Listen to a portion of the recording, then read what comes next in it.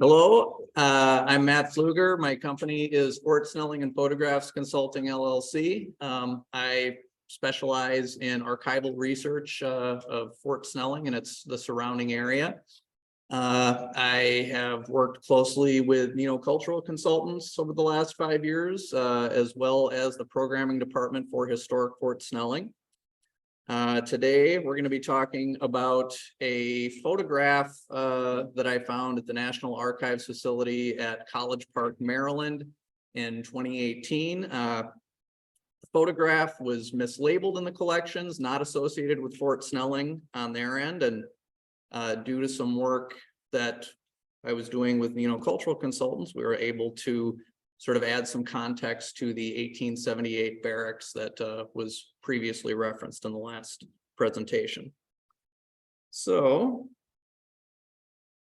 the new visitor center, which we are standing in right now, was originally a cavalry barracks built in 1904. In 1904, the Army in general and Fort Snelling expanded quite a bit, sort of a post-Spanish-American War expansion. They added 2 squads of cavalry to Fort Snelling, and at the same time, some artillery units came in, and they needed housing for them. So the building we're standing in and the one just over here were originally built for the cavalry.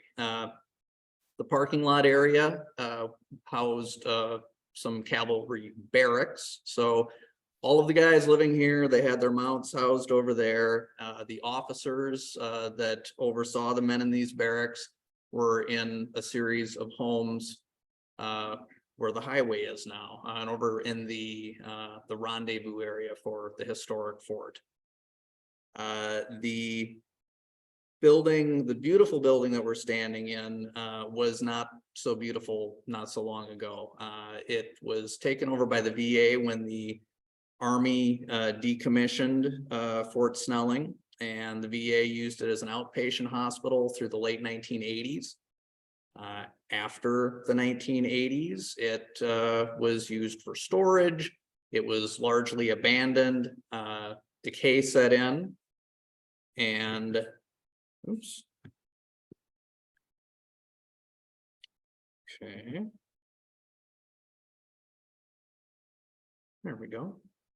So the paint started chipping, the walls started falling apart, the roof failed. We had a lot of water damage in the building, just basically continued to deteriorate. At one point, some thieves got in, stole a lot of the piping, all of the metal stuff that they could get out the back door to salvage and make some money on. And eventually, after 30 or so years of continuing to fall apart, the Minnesota Historical Society decided that this building offered a great opportunity for a new visitor center to replace the underground visitor center that had been here previously and was plagued with, water damage and all the things that go with living underground in Minnesota. Cultural Consultants was at that point brought in to help identify any remains of non-extant buildings that could be impacted by the work to bring this building back to life. A number of buildings were identified, including the cavalry stables that are no longer here. And one building that was harder to identify was an 1878 infantry barracks. This building was very short-lived. It was only around for about 10 years.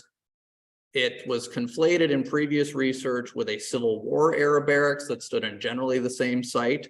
But through some research at the National Archives, we were able to find construction records and determine that it was indeed a second building. And that building was built in 1878. And there was very scant photographic evidence of it. These were the only 2, we'll call these are the good photos that were on hand at the Minnesota History Center. There were, maybe a couple of more where it shows up as a speck in the background, but we could determine that it was 2 stories, that there were porches, that there were 3 chimneys, And the photo on the left, you can see the back end of it. Those are the 6 company kitchens. There were 6, initially they intended to have 6 companies living in this barracks. It was determined that there was a poor design, that one of the dormitories was too small for a company, and 2 dormitories combined was too large. So they did end up kind of splitting it and turning it into 4 company quarters. So the remaining companies kind of had to be relocated over to the old fort within the diamond. The long and short barracks were used to house the troops that could not be held where they were intended. On a 2018 trip to the National Archives 2 in College Park, Maryland, I was able to come across the floor plans for the building with the estimated budget. We see the layout of the dormitories. We see 2 little small rooms associated with each dormitory. We know through other research that one of those little rooms in each dormitory was for the first sergeant of the company. Give him a little distinction as having his own room. The other one, may be used for offices. No real references there. But we do see the porches on both floors.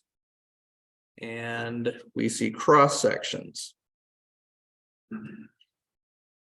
On the second trip, we were looking through images. I was working with a research assistant named Ruth Beeman. And, I found that when you're working at the National Archives, being friendly to the research assistants, developing a relationship with them is very helpful. If you treat them like servants, it's not good, and they will happily help you. They will go above and beyond. They will use all of their institutional knowledge to help you if they're invested in what you're working on. And this particular assistant, Ruth Beeman, I had mentioned kind of offhand that in addition to the research on Fort Snelling, I was very particularly interested in an African-American regiment, the 25th U.S. Infantry, a segregated unit that was here for 10 years in the 1880s. Ruth excused herself for a moment and she said, I think I might have something for you.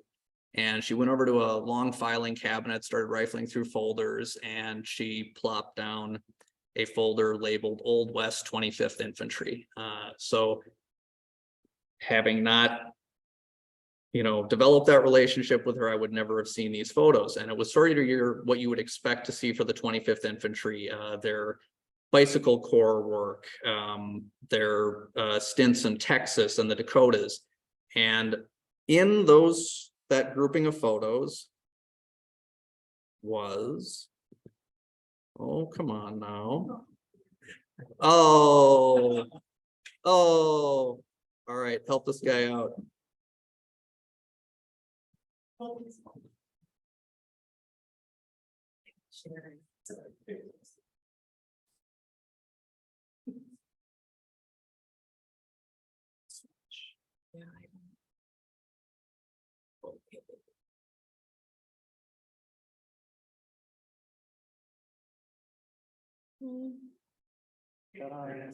right. Okay. So we found this image and it was labeled Battalion 25th U.S. Infantry, Fort Randall, South Dakota, 1880. I found I had previously seen this image reproduced very small in a history of the 25th Infantry, and there it was labeled Parade of the 25th Infantry at Fort Randall, Dakota Territory, 1880.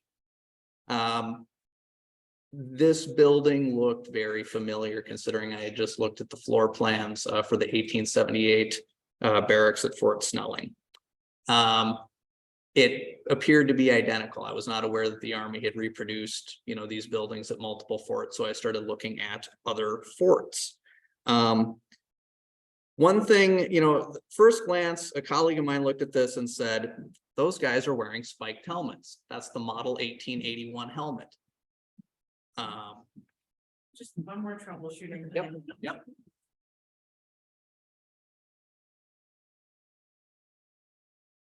Okay. All right. Got it. So the model 1881 spiked helmets. These clearly were not in use in 1880 because they're model 1881. The earliest implementation was middle of 1880.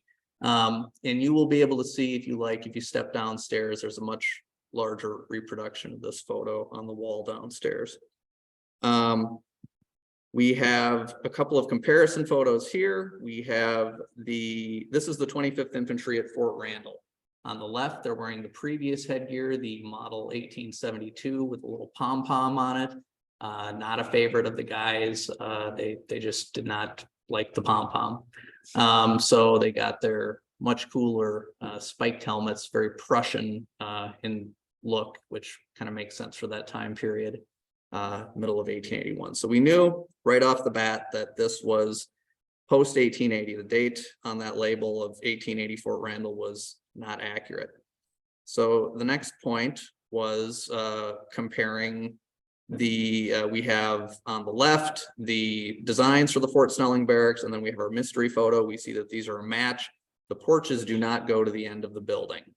So that is a consistency there. When we look at the porches at Fort Randall, we see there was a two-story wooden frame barracks there, but the porches went all the way to the end. So we're seeing that the mystery photo is looking more like Fort Snelling than Fort Randall.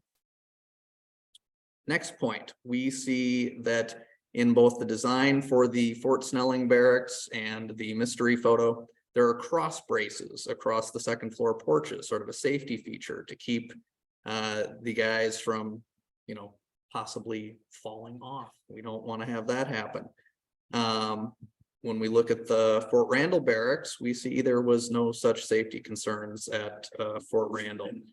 They did have a ladder, though, in case they needed to get down in a fire. Third point we have that points towards this being Fort Snelling and not Fort Randall is the roof line. In the Fort Snelling plans and in the mystery photo, we see a clean roof line. We see 3 chimneys, which correspond to there's, the 3 dormitories on each floor. When we look at Fort Randall, we see a windowed bump out on the top of their barrack. So clearly a different design. So with these factors, the headwear indicating that it was not actually 1880 as indicated by the label, the length of the porches at Fort Randall and Fort Snelling, the cross braces on the second floor porches and the roof line, all signs indicate that this is a photo of Fort Snelling. This is the 25th Infantry. And where, as it said, circa 1880, some research done of other photos that we now know are part of this same series. Some research done on the uniforms by Chris Bellin and Jeff Borum. These uniforms are at least 1885. We can say most likely this photo and the rest of these photos were taken in 1887. There was a rifle competition, Department of Dakota rifle competition that took place at Fort Snelling. There are some group photos of the guys in the rifle competition, and all of these, the uniform elements and everything else sort of point towards these all being shot at the same time. So we have other iconic images of the 25th Infantry, them in front of the round tower. It was used as a guardhouse at that point. We have the officers of the 25th Infantry and the 4th Artillery up on the right there, seated in front of the commandant's quarters. The commandant's quarters from 1878 to 1903 had a mansard roof, which you can see in the background, which was later a second floor was added, and then we chopped it off again and made it look like it did in 1820. And we have some guys marching up the road in front of the hexagonal tower. There were 2 unit photos. These are the guys. These are the 25th Infantry. On the left, we have Company I, and the right, we have Company B, again, in front of the commandant's quarters. And based on the research of Chris and Jeff, we know that this was, at least 1885. And now we have another photo to add to the series and kind of continue to tell the story of 25th Infantry here and what stood on the spot of the visitor center before the barracks was built, or the Cavalry Barracks was built. So one last little point, I came up a year ago, I found a dealer on the East Coast had another photo of the barracks. I purchased that and we have it now in the context of the round tower. So thank you, everybody, for coming out. Appreciate your time.